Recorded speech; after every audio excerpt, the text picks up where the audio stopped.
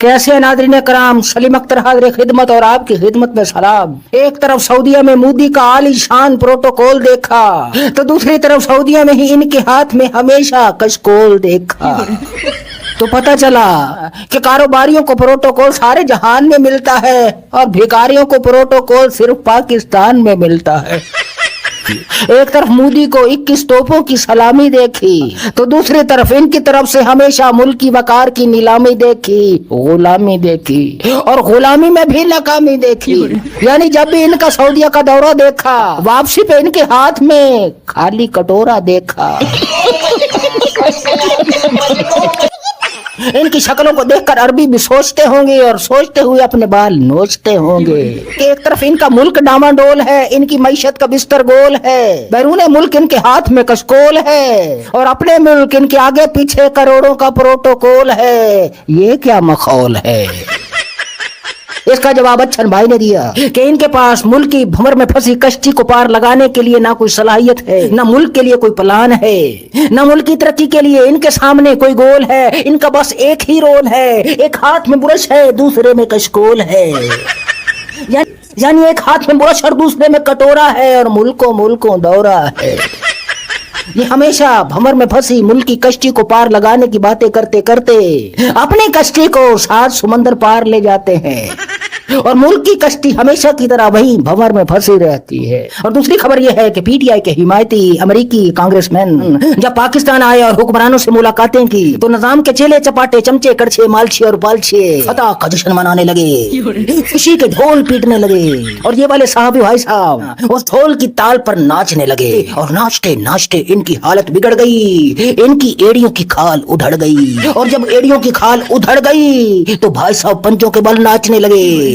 नाचना नहीं छोड़ा भाई साहब ने, हाँ जी, एड़ियों की खाल उधड़ गई लेकिन भाई साहब ने नाचना बिल्कुल भी नहीं छोड़ा, पंजों के बल नाचने लगे, हाँ जी, और फेफड़े फाड़ फाड़ कर कौम को बताने लगे कि पीटीआई को शिकस्त फाश हो गई, पीटीआई की चाल उल्टी पड़ गई। जो पीटीआई के हिमायती थे वो अब हुक्मरानों के साथ मिल गए हैं। हुक्मरानों ने जब इमरान खान और उसकी पार्टी के बारे में अमेरिकियों को बताया कि भैया ये तो इस तरह के लोग हैं, तो अमेरिकी एकदम हैरान रह गए कि अच्छा है, मुझे तो पता ही नहीं था। और उसके बाद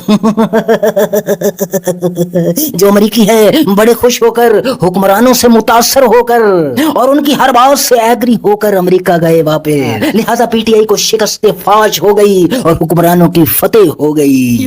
भाई साहब मैं ये कोई ड्रामा नहीं कर रहा हूँ, ये भाई साहब इससे भी ज्यादा आगे बढ़ के बातें बता रहे थे। भैया कॉपीराइट्स का इशू आ जाता वरना मैं इसकी सारी आपको वीडियो सुनाता, लेकिन अब जबकि कांग्रेसमैन ने वहां अमेरिका में जाकर के ट्वीट कर दिया है कि रिलीज इमरान खान, तो अब ये जो ढोल पीट रहे थे अपनी छातियां पीटने लगे हैं कि हाय हाय हाय ये अमेरिकी कांग्रेसमैन मुनाफिक था, उसको अगर ऐसा कुछ कहना था तो यहाँ कहता, वहां जाकर के क्यों कहा मुनाफिक है, ये कहकर अब ये अपनी छातियां पीट रहे हैं। भैया मैं तो पीटीआई वालों को भी मशवरा दूंगा, हुकूमत को भी मशवरा दूंगा भाई साहब, बल्कि मुझसे ज्यादा वो बेहतर जानते हैं कि अमेरिकियों पर वो भी एतबार ना करे, ये भी एतबार ना करे हमें भाई साहब। और जब एक चौधरी साहब को मैं ये मशवरा दूंगा कि भाई साहब अपने छातियां पीटना छोड़कर ना 2-4 चांटे अपने माफ कीजिएगा मुंह पर मार ले, क्योंकि आपने अपने आकाओं का इकबाल बुलंद करने के लिए सहाफत जैसे मुकद्दस पेशे को रुसवाइयों पसपाइयों की गहरी खाइयों में जा फेंका है। आप अपने घर का चूल्हा जलाने के लिए सहाफत की चिता जलाते हो,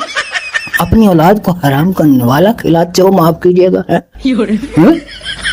वो बड़े होकर के क्या बनेंगे भाई चौधरी साहब, वो बड़े होकर के क्या बनेंगे? चेले बनेंगे, चपाटे बनेंगे, चमचे बनेंगे, कड़छे बनेंगे, मालछे बनेंगे, पालछे बनेंगे आपकी तरह। और क्या बनेंगे भाई साहब? माफ करना इस तरह की लैंग्वेज में इस्तेमाल नहीं करता, लेकिन जिस तरह की आपने व्लॉग किया था अपना, जिस तरह आपने फेफड़े फाड़ फाड़ कर व्लॉग किया था, जिस तरह आपने सहाफत जैसे मुकद्दस पेशे की लाश पर चढ़कर नाचा था, तो भाई साहब तुम इससे ज्यादा डिजर्व करते हो सख्त लैंग्वेज भाई साहब। हाँ तो भाई साहब आप अपनी छातियां पीटना छोड़ करके 2-4 चपेड़े लगा दे, हाँ वही लगा दे जहां मैंने पहले बताया। हाँ उससे ये होगा कि शायद तुम्हारी लगे कि यार थोड़ी देर के लिए होश आ जाए। अगली खबर भाई साहब ये है कि जैसा कि मैंने आपको पहले बताया था कि इमरान खान की हकीकी आजादी के सिपाही जो इनकलाब के मैदान में उतरे थे और वो इनकलाब के मैदान से निकलकर ओछे हथकंडों पर उतर आए, नांग धड़ंग पर उतर आए, लोच लफंग पर उतर आए। उसके बाद सब हैरान थे, परेशान थे कि ये जो शेर था, ये शेर तो मैदान छोड़कर औरतों के पीछे पड़ गया है, उनको गंदी गंदी गालियां दे रहा है, यहां तक कि इमरान खान की बहनों पर सवालात उठा रहा है। उसके बाद अब खान साहब ने मुलाकात करने गए लोगों को बताया है, उनको पैगाम भी दिया है कि भाई साहब ये जो शेर अफजल मरवत थे इन्हें हमारी पार्टी में प्लांट किया गया था। हाँ जी, और खुदा का शुक्र है कि इससे हमारी जान छूट गई। अच्छा, मैं आपको एक पहले बात बता दूं कि एक सहाफी है, उन्होंने अंदर की खबर देते हुए बताया था कि जब शेर अफजल मरवत आए थे उसी वक्त से इमरान खान को पता है कि ये बंदा प्लांटेड है, लेकिन खान साहब उस वक्त उसकी तारीफें करनी शुरू कर दी क्योंकि बाकी सब मंजर आम से गायब थे और खान साहब इस बंदे से काम निकलवाना चाहते थे। फिर लोग बोलते हैं खान साहब को सियासत नहीं आती। खान साहब बड़ा सियासी आदमी है भाई साहब। हाँ, अंदर की खबर रखने वाले साथियों का यह भी कहना है कि पीटीआई में जितने भी प्लांटेड हैं सबका खान साहब को पता है, मालूम है उनके बारे में, जिनके बारे में हमें मालूम नहीं खान साहब को मालूम है, मगर वो अपना काम निकलवा रहे हैं और जब वो खुद निकलेंगे ये सब पतली गली से निकल लेंगे। हाँ, तो बताया जा रहा है कि शेख वकास अकरम को ये खान साहब ने पैगाम पहुंचाया है कि शेर अफजल मरवत को सख्त से सख्त जवाब दिया जाए। हालांकि जो शेख वकास अकरम है ये अली अमीन गंडापुर का बहुत ही गहरा दोस्त है, यानी कि हाँ जी, तो और अली अमीन गंडापुर और शेर अफजल भी बहुत गहरे दोस्त हैं। अब पता नहीं कौन किसको करारा जवाब देगा या नहीं देगा, ये तो वक्त बताएगा। अगली खबर ये है भाई कि मकबूजा कश्मीर में 26 सयाहों को कत्ल कर दिया गया है। हाँ जी, जिसका इंडिया ने इल्जाम फौरी तौर पर पाकिस्तान पर धर दिया है। हालांकि अभी उनमें से कुछ जिंदा भी होंगे, आखिरी सांसें बेचारे ले रहे होंगे, कोई तहकीक नहीं की, कोई तफ्तीश नहीं की, बस धर दिया उन्होंने पाकिस्तान पर इल्जाम।